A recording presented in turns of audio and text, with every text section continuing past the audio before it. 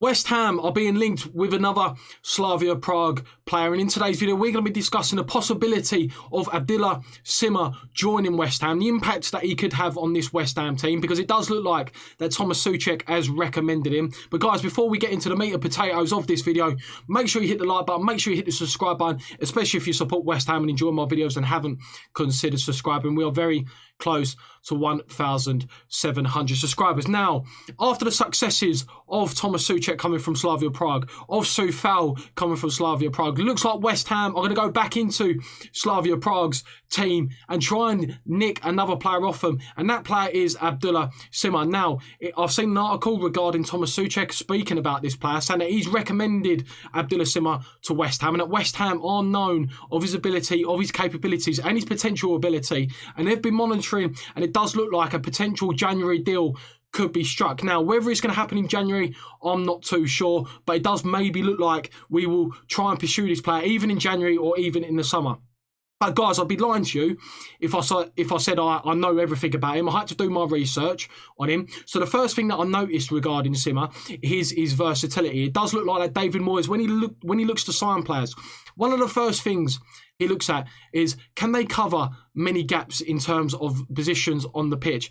You know, it does look like that Sima is a main striker, but you've seen with the signings of Benrahma, of Bowen, they can play a number of positions. Benrahma could play centrally, he can play out left, he can also drift out wide, and if need be, he could possibly play up front. The same with Bowen, he could probably do a job up front, he can play left wing, he can play right wing. However, this Sima player from Slavia Prague, he looks like he's mainly a striker, but I've also seen him play for Slavia Prague on the right-hand side, on the left-hand side. So, in terms of injuries, if he was ever in an injury crisis, it does look like David Moyes has those players. When he identifies targets, he's like, right, can they play this position? Can they play that position? I think that's one of the main reasons that he also wants Josh King, is that he can play left wing and he can play up front. Now, in terms of goal output, because he is an attacking player, and attacking players at the end of the day are judged on the amount of goals they score each season, in terms of assists, in terms of goals, and just in general, what can they do and try and, you know,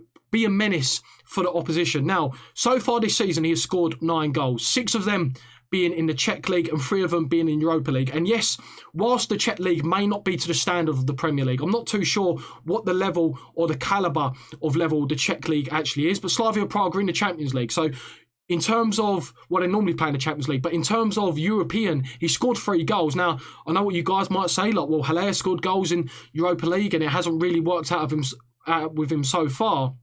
But this guy, when I was looking at him, there's a lot of similarities to Mikel Antonio. And it is known that, you know, David Moyes sees Mikel Antonio as his #1 striker. He sees him as the focal point of this West Ham team. I don't think, despite Haller scoring, and I don't think, unless Haller goes on a crazy scoring run, I don't really see Moyes seeing Haller as his #1 striker ever, in my opinion. He sees Antonio as that main man.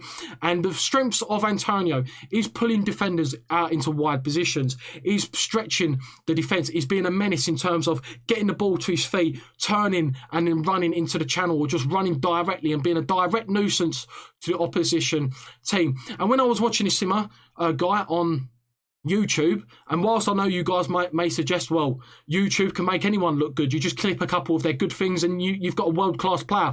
What I noticed from this guy, he has a lot of the similar attributes that Antonio possesses. He gets the ball to feet, he's got an abundance of pace, he's a very tall guy as well, he's got a lot of pace, he likes being direct, and he likes sort of getting into those positions where he can sort of match up with his opponent 1v1 and then try and beat that man. And a couple of the goals that I've seen in terms of his composure in front of the goal is very, very good. Thomas Souček has said that he's a similar type of player in terms of he's very good in the air. And some of the goals that this guy has scored, he scored quite a few goals in the air.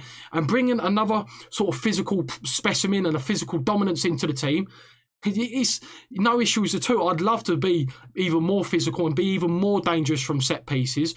But in terms of what he was like in front of goal, he was very composed with his finishes, choosing the right type of shots. Was it a placement shot? Was it a long range shot? Was it, you know, picking a pass? He does like to be on the last man of defence, something that Antonio does possess. You see, when West Ham have the ball and we turn into transitions, Antonio will be one of the players on the last men last shoulder of the defence. And that's what this Sima brings. He brings a raw pace.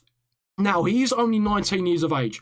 So in terms of this player's development, he is pretty raw still. You know, he might come into West Ham if we do sign him, and he might make the wrong decisions at the wrong time. You know, this guy's only 19 years of age, but sort of as his development progresses, those decision making, those elements of the game that need ironing out will come with maturity, will come with game time, and just as he gets older. Something that you will see with young players is inconsistency. So if he does come in and he doesn't set the world alight straight away, we've got to remember he's only 19 years of age, and these players do need game time. They do need match experience in order to develop an understanding of the game and not just hit the ground running, because more than likely there's not really many players that actually come to a new league and hit the ground running. So we need to be a little bit patient in terms of now, in terms of the transfer fee. Nothing has been reported in terms of the transfer fee, but from what I've seen from this player at 19 years of age, and this is what I like with West Ham at the moment, building relations with European teams from obscure leagues. You don't really see, you know, Borussia Dortmund or these top clubs go to, you know, the Czech league and pick them out. At the moment, it does look like West Ham are the main club that's in the top European league that go to these countries, such as, you know, Slavia Prague, and take their best players because they're performing well in top European leagues. We've picked Soufal now, we've picked Thomas Souček, and it looks like Abdallah Sima. But, you know, this is the thing I'm liking at the moment with West Ham, is that the scouting system and having good relationships with these clubs is that we could probably drive a good price. We've picked up Thomas Souček for £14 million. And guys, what a bargain. Picked up Soufal for £5 million. What a bargain. If we picked up this guy for maybe £10 to £15 million, if we was to pick this guy up from any European club in the top 5 leagues, you know, if this guy was in the Premier League or in Ligue 1 or in the Bundesliga, you'd probably be looking at £30 to £60 million, just because the amount of TV revenue generated in these leagues, the amount of money that these clubs possess, that they don't necessarily have to sell their key stars. So I'm very much enjoying that West Ham are having these relationships, and I'm hoping this could be sort of a similar trend, because it is common the amount of times that we've seen in the newspapers that no one wants to deal with David Sullivan and David Gold because they've mucked them about. Like Brentford, is very well known that they don't really like West Ham owners because of their negotiation skills. That, you know, West Ham try and drive a hard bargain, but it does look like we have got a club in Slavia Prague who do enjoy our relations, and it is something that we should take advantage of if they've got sort of the players that can maybe come into West Ham and have an impact. And for me, Abdallah Sima, given the right price, I think he would be a good signing. He would probably come in as a striker. That would probably be his main position, because I feel like we probably got too many wide men in terms of Bowen, in terms of you know, Ben Rama, that he might play on the wing, who knows, but I feel like we've got too many options. Unless maybe Yarmolenko leaves or Snodgrass leaves, I'll probably see him as maybe an alternative to Antonio in case Antonio gets injured, because as I said, we know that Haller is probably not David Moyes' cup of tea, despite him maybe scoring a couple of goals. Even if he went on a continued goal-scoring run, he probably won't be his cup of tea. And it does look like David Moyes has a specific type of player that he wants in that striker role. He wants someone who's got raw ability, who's got pace, you know, likes to stretch defenders, but also got that raw strength in them that they can hold off defenders. And it does look like this Sima, you know, could be a good option. So guys, that is going to be the end of the video. Make sure you hit the subscribe button for more West Ham videos. Make sure you hit the like button as well, and I'll catch you next time. See you later.